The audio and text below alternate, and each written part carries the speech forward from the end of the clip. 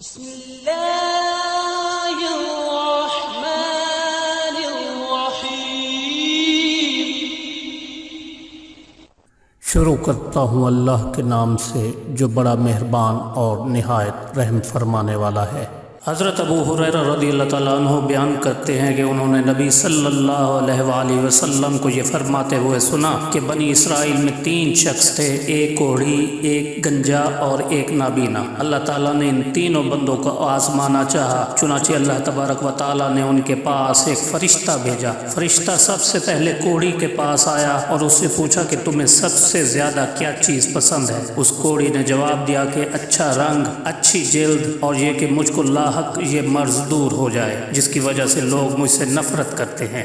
آپ صلی اللہ علیہ وآلہ وسلم کہتے ہیں کہ فرشتے نے اس پر اپنا ہاتھ پھیرا تو اس کی بیماری جاتی رہی، اس کا رنگ خوبصورت ہو گیا اور جلد بھی اچھی ہو گئی۔ فرشتے نے پوچھا کہ کس طرح کا مال تم زیادہ پسند کرتے ہو؟ اس نے جواب دیا اونٹ، یا پھر اس نے کہا گائے۔ اس بارے میں راوی اسحاق کو شک ہے۔ اسے 10 ماہ کی حاملہ اونٹنی دے دی گئی اور فرشتے نے اسے کہا کہ اللہ تعالیٰ تمہیں اس میں برکت دے۔ پھر فرشتہ گنجے کے پاس آیا اور اس سے پوچھا کہ تمہیں کیا چیز پسند ہے؟ اس نے کہا کہ عمدہ بال اور یہ کہ میرا یہ عیب ختم ہو جائے جس کی وجہ سے لوگ مجھے ناپسند کرتے ہیں۔ فرشتے نے اس کے سر پر ہاتھ پھیرا جس سے اس کا یہ عیب جاتا رہا اور اس کے عمدہ بال آ گئے۔ فرشتے نے پوچھا کہ کس طرح کا مال تمہیں پسند ہے؟ اس نے کہا کہ گائے یا اونٹ۔ چنانچہ اسے حاملہ گائے دے دی گئی اور فرشتے نے اس سے کہا کہ اللہ تعالیٰ تمہیں اس میں برکت دے۔ پھر فرشتہ اندھے کے پاس گیا اور پوچھا کہ تمہیں کیا چیز پسند ہے؟ اندھے شخص نے کہا کہ اللہ تعالیٰ مجھے میری بینائی لوٹا دے تاکہ میں لوگوں کو دیکھ سکوں۔ فرشتے نے ہاتھ پھیرا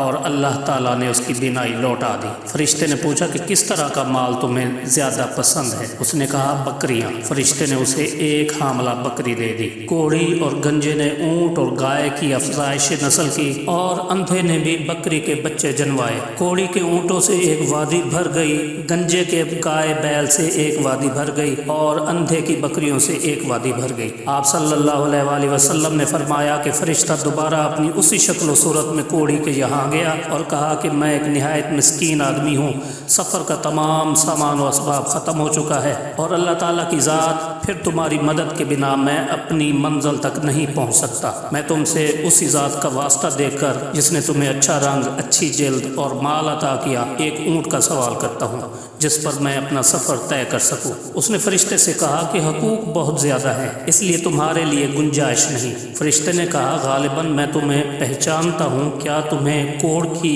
بیماری نہیں تھی جس کی وجہ سے لوگ تم سے نفرت کیا کرتے تھے؟ اور کیا تم فقیر نہیں تھے اور پھر تمہیں اللہ نے مال عطا کیا؟ اس نے کہا کہ یہ سارا مال و دولت تو مجھے اپنے آباء و اجداد سے وراثت میں ملا ہے۔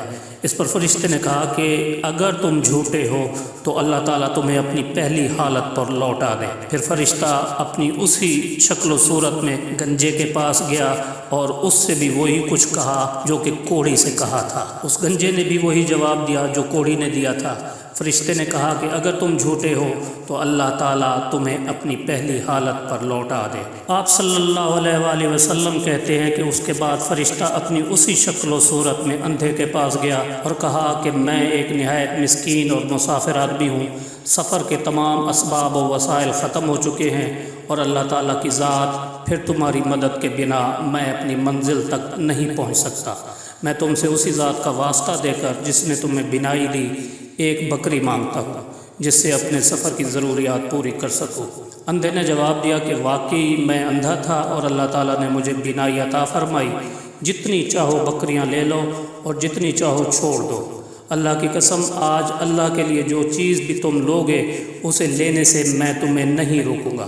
اس پر فرشتے نے کہا کہ اپنا مال اپنے پاس رکھو، یہ تو صرف تم لوگوں کا امتحان تھا اور اللہ تعالیٰ تم سے راضی اور خوش ہے اور تمہارے دونوں ساتھیوں سے ناراض ہے۔ ناظرین گرامی، ویڈیو اگر اچھی لگی ہو تو اسے لائک اور شیئر ضرور کریں اور اپنی رائے کا اظہار کمنٹ سیکشن میں ضرور کریں۔